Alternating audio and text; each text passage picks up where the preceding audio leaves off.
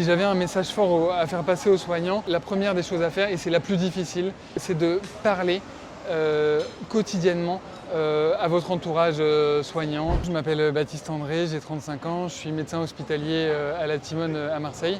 Je travaille dans un service de médecine interne et donc je suis médecin de la flottille pour la liberté en route pour Gaza, qui a été stoppée il y a quelques jours. J'ai essayé au cours de cette mission de prendre soin d'eux à la fois sur le plan physique et sur le plan psychologique. Vous imaginez qu'on a été soumis à des conditions de stress énormes avec beaucoup d'angoisse, beaucoup d'anxiété. Et enfin, la dernière raison pour laquelle je suis monté en tant que médecin à bord, c'est qu'il fallait acheminer une aide matérielle symbolique certes de par la quantité des équipements qu'on a amenés, mais essentielle.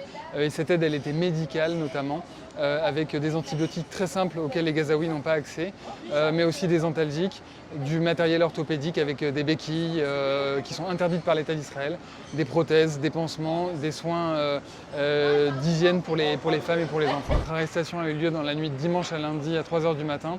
Elle a été extrêmement violente de par le nombre de soldats. Je vous ai dit 80 personnes pour 12 membres d'équipage, une dizaine de navires, des drones. Dès que l'un de nous s'endormait, il était systématiquement réveillé, soit directement par les policiers de l'immigration, soit par de la musique qu'ils diffusaient très forte, ou par le fait qu'ils dansaient autour de nous pour nous empêcher de nous endormir. Nous avons eu une restriction vis-à-vis de l'accès à l'eau et à la nourriture. Il a fallu plus de 2 heures pour avoir une bouteille d'eau et plus de 5 heures pour avoir un sandwich.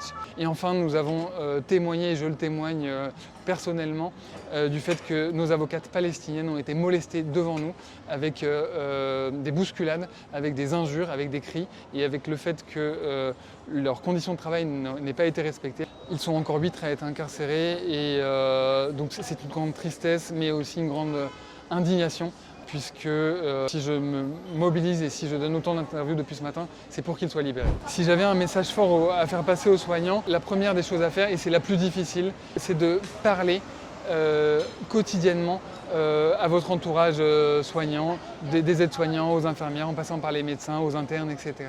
Il faut absolument parler de ce sujet et c'est difficile. Les gens nous demandent comment s'est passé ton voyage, comment vous avez pu aider, qu'est-ce que tu as ressenti. Le temps d'attention est de 2 minutes et ensuite les gens changent de sujet.